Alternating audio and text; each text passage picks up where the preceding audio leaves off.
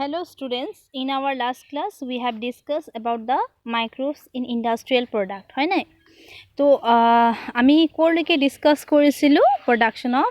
antibiotics okay so তাৰ পিছৰখিনি চোৱা antibiotics penicillin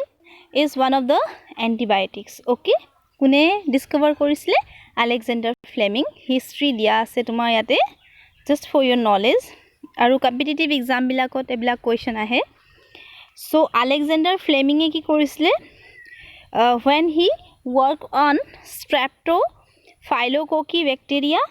once observed a mold growing in one of his unwashed culture তাৰমানে এটা প্লেটত কি কৰিছিলে তেওঁ Streptophilococcus bacteria কালচাৰ কৰিছিলে আৰু তাৰ যোনটো আনৱাশ্ড প্লেট তাৰমানে নুধুৱাকে যোনটো থৈ দিছিলে ব্যাক্টেৰিয়া যত গ্ৰো হোৱা নাছিলে তাত তেওঁ কি দিছিলে এটা মোল্ড কি হৈছে প্ৰডিউস হৈছে যাৰ নাম পেনিসিলিয়াম নোটেটাম বুলি দিয়া হল আৰু সেই কাৰণে সেই এন্টিবায়োটিক্স টোৰ নাম দিয়া হল পেনিসিলিন বুলি ওকে দেন আলেকজান্ডাৰ ফ্লেমিং কি কৰিছিলে পেনিসিলিন ডিসকভাৰ কৰিছিলে okay so next use microbes can be used in the production of chemicals, organic acids, enzymes and other bioactive molecules okay chemicals and organic acids etia so Aspergillus niger that is a fungus and its use in the production of it is the source of citric acid okay so atomalukor important question microbes in human welfare buli ase yate tomalukor important question etue ahibo je microorganism or scientific name bilak you have to remember that okay aru spelling mistake hole tomalukor marks to deduction hobo so be careful because gutekhini scientific name ase aru scientific name bilak likhar process to tomaluke first year already pohi ahisa you should separate it okay separately you have to underline genus name specific name aru spelling jodi mistake hoy tetia hale tomalukor gutei marks to gusi jabo aru microbes in human welfare etu ki hoy khub scoring chapter hoy tamane tumi eta scientific name likhila eta microorganism and you will get the full marks okay jodi eta definition ahe suppose aru tumi jodi pahori goisa etia tumi definition to adha ke likhe you will get half marks but yate microorganism naam tu jodi tumi bhalke likha then you will get the full marks enike ki koribo para tomalke score koribo para so Aspergillus niger source of citric acid Acetobacter acetic acid monot hobole ene easy so Acetobacter aceti dia ase that means the source of acetic acid Clostridium butylicum that is the butyric acid namote dia ase Lactobacillus sobe jane etu universal that is lactic acid Saccharomyces cerevisiae that is ethanol production okay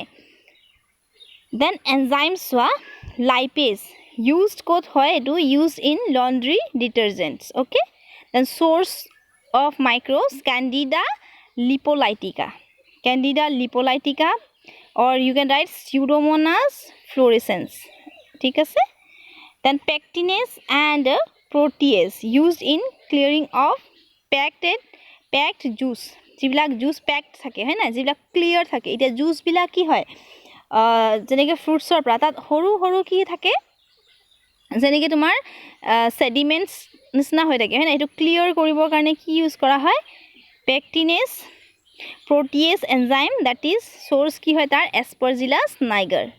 then Streptococcus bacterium it has fibrinolytic effect used in clot buster okay to remove clots tamane jeneke clots bilak okay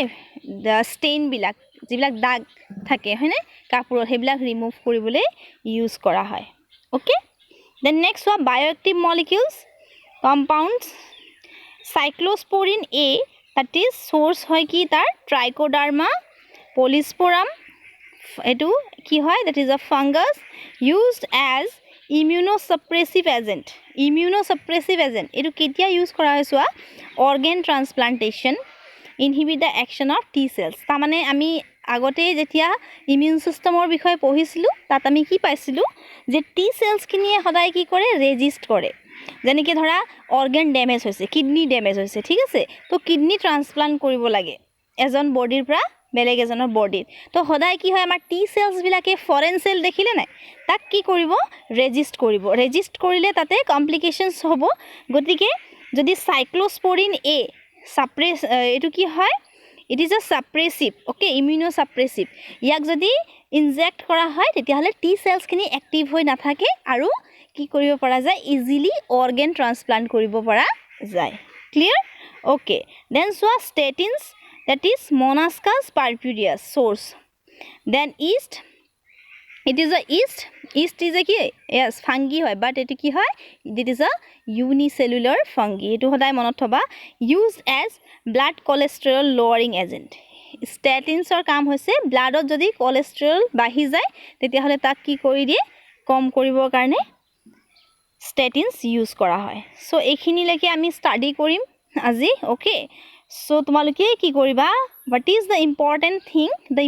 thing is that you have to remember the scientific name of the microorganism and the uses okay ক'ত use কৰা হয় bioactive agents বিলাক bioactive molecules কোন বিলাক microbes use কৰা হয় আৰু কি কোনটো